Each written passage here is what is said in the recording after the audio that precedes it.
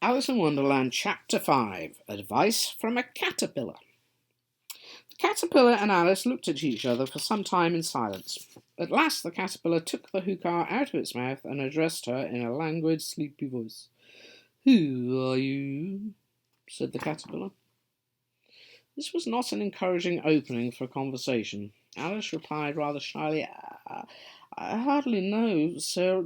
Just at present, at least, I know who I was when I got up this morning, but I think I must have changed several times since then." "Well, what do you mean by that?" said the caterpillar sternly. "Explain yourself." "I can't explain myself, I'm afraid, sir," said Alice, "because I'm not myself, you see." "I don't see," said the caterpillar. "I'm afraid I can't put it more clearly," Alice replied very politely, "for I can't understand it myself to begin with, and being so many different sizes in a day is very confusing." "It isn't," said the caterpillar. "Well, perhaps you haven't found it so yet," said Alice, "but when you have to turn into a chrysalis, you will some day, you know, and then after that into a butterfly, I should think you'll find it a little queer, won't you?" "Not a bit," said the caterpillar. "Well, perhaps your feelings may be different," said Alice. "All I know is it would feel very queer to me." "You?" said the caterpillar contemptuously. "Who are you?" Which brought them back again to the beginning of the conversation. Alice felt a little irritated at the caterpillar making such very short remarks, and she drew herself up and said very gravely, "I think you ought to tell me who you are first." "Why?" said the caterpillar. Here was another puzzling question, and as Alice could not think of any good reason, and as the caterpillar seemed to be in a very unpleasant state of mind, she turned away. "Come back," the caterpillar called after her. "I've something important to say." This sounded promising. Certainly Alice turned and came back again. "Keep your temper," said the caterpillar. "Was that all?" said Alice, swallowing down her anger as well as she could. "No," said the caterpillar. Alice thought she might as well wait, as she had nothing else to do, and perhaps after all it might tell her something worth hearing. For some minutes it puffed away without speaking, but at last it unfolded its arms, took the hookah out of its mouth again, and said, "So you think you changed, do you?" "I'm afraid I am, sir," said Alice. "I can't remember things as I used, and I don't keep the same size for 10 minutes together." "Can't remember what things?" said the caterpillar. "Well, I've tried to say, how doth the little busy bee, but it all came out different," Alice replied in a very melancholy voice. "Repeat. You are old, Father William," said the caterpillar. Alice folded her hands and began. "You are old, Father William," the young man said, "and your hair has become very white. And yet you incessantly stand on your head. Do you think, at your age, it is right?" "In my youth," Father William replied to his son, "I feared it might injure the brain. But now that I'm perfectly sure I have none, why, I do it again and again." "You are old," said the youth, "as I mentioned before, and have grown most uncommonly fat. Yet you turned a back somersault in at the door. Pray what is the reason of that?" "In my youth," said the sage, as he shook his grey locks, "I kept all my limbs very supple. By the use of this ointment, 1 shilling the box. Allow me to sell you a couple." "You are old," said the youth, "and your jaws are too weak for anything tougher than suet. Yet you finished the goose with the bones and the beak. Pray how did you manage to do that?" "In my youth," said his father, "I took to the law, and argued each case with my wife, and the muscular strength which it gave to my jaw has lasted the rest of my life." "You are old," said the youth. "One would hardly suppose that your eye was as steady as ever. Yet you balanced an eel on the end of your nose. What made you so awfully clever?"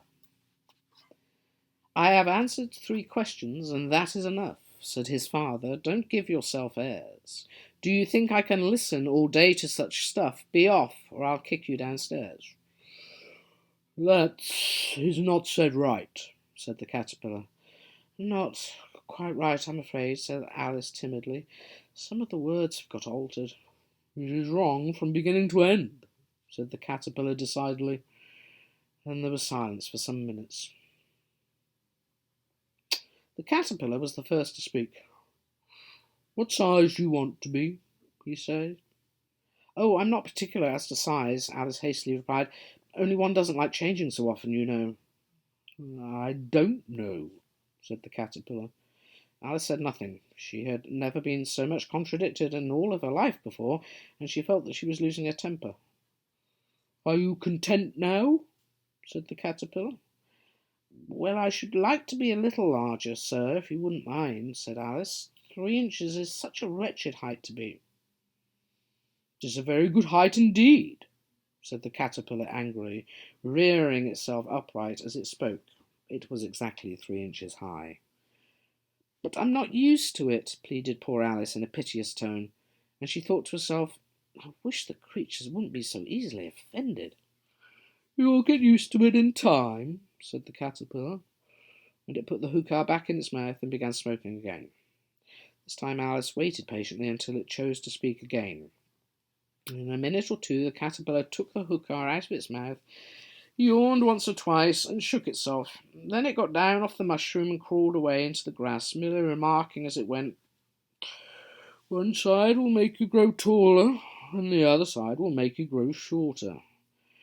One side of what? The other side of what? Thought Alice to herself. Of the mushroom, said the caterpillar, just as if she had asked it aloud, and in another moment it was out of sight. Alice remained looking thoughtfully at the mushroom for a minute, trying to make out which were the sides of it. And, as it was perfectly round, she found this a very difficult question. However, at last she stretched her arms around it as far as they would go, and broke off a bit of the edge with each hand. And now which is which, she said to herself, and nibbled a little of the right-handed bit to try the effect. The next moment she felt a violent blow underneath her chin. It had struck her foot. She was a very good deal frightened by this and very sudden change, but she felt that there was no time to be lost, as she was shrinking rapidly, so she set to work at once to eat some of the other bit. Her chin was pressed so closely against her foot that there was hardly any room to open her mouth, but she did at last, and managed to swallow a morsel of the left-hand bit. Oh, come, my head's free at last, said Alice in a tone of delight, which changed into alarm in another moment when she found that her shoulders were nowhere to be found. All she could see when she looked down was an immense length of neck, which seemed to rise like a stalk out of a sea of green leaves that lay far below her. What can all that green stuff be? Said Alice, and where have my shoulders got to? And oh, my poor hands, how is it I can't see you? She was moving them about as she spoke, but no result seemed to follow except a little shaking among the distant green leaves. As there seemed to be no chance of getting her hands up to her head, she tried to get her head down to them, and was delighted to find that her neck would bend almost easily in any direction, like a serpent. She had just succeeded in curving it down into a graceful zigzag, and was going to dive in amongst the leaves, which she found to be nothing but the tops of the trees under which she had been wandering, when a sharp hiss made her draw back in hurry. A large pigeon had flown into her face and was beating her violently with its wings. Serpent! Serpent! Screamed the pigeon. I'm not a serpent, said Alice indignantly. Let me alone. Serpent! I say again, repeated the pigeon, but in a more subdued tone, and added with a kind of a sob, I've tried every way, and nothing seems to suit them. I haven't the least idea what you're talking about, said Alice. I've tried the roots of the trees, I've tried the banks, and I've tried the hedges, the pigeon went on without attending to her. But those serpents, there's no pleasing them. Alice was more and more puzzled, but she thought there was no use in saying anything more until the pigeon had finished. As if it wasn't trouble enough hatching the eggs, said the pigeon, but I must be on the lookout for serpents night and day. Why, I haven't had a wink of sleep for these 3 weeks. I'm very sorry you've been annoyed, said Alice, who was beginning to see its meaning. And just as I've taken the highest tree in the wood, continued the pigeon, raising its voice to a shriek, and just as I was thinking I should be free of them at last, they must needs come wriggling down from the sky. Ah, serpent! But I'm not a serpent, I tell you, said Alice. I'm a... Well, what are you? Said the pigeon. I can see you're trying to invent something. I'm a little girl, said Alice, rather doubtfully, as she remembered the number of changes she had gone through throughout the day. A likely story indeed, said the pigeon in a tone of deepest contempt.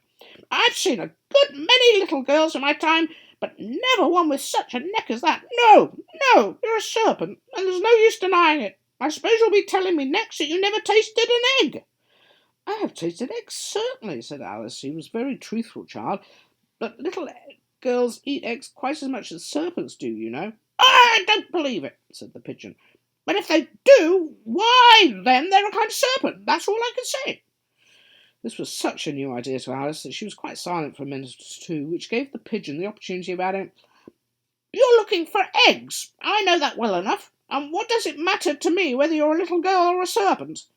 It matters a good deal to me, said Alice hastily, but I'm not looking for eggs, as it happens, and if I was, I wouldn't want yours. I don't like them raw. Well, be off, then, said the pigeon in a sulky tone, as it settled down again into its nest. Alice crouched down amongst the trees as well as she could, for her neck kept getting entangled amongst the branches, and every now and then she had to stop and untwist it. After a while she remembered that she still held the pieces of mushroom in her hands, and she set to work very carefully, nibbling first at one and then at the other, and growing sometimes taller and sometimes shorter, until she had succeeded in bringing herself down to her usual height. It was so long since she had been anything near the right height that it felt quite strange at first, but she got used to it in a few minutes and began talking to herself as usual. Come, there's half of my plan done now. How puzzling all these changes are. I'm never sure what I'm going to be from one minute to the next. However, I've got back to my right size. The next thing is to get into that beautiful garden. How is that to be done, I wonder? As she said this, she came suddenly upon an open place with a little house in it, about 4 feet high. Whoever lives there, thought Alice, it'll never do to come upon them this size. Why, I should frighten them out of their wits. So she began nibbling at the right-hand bit again, and she did not venture to go near the house till she had been brought down herself to 9 inches high.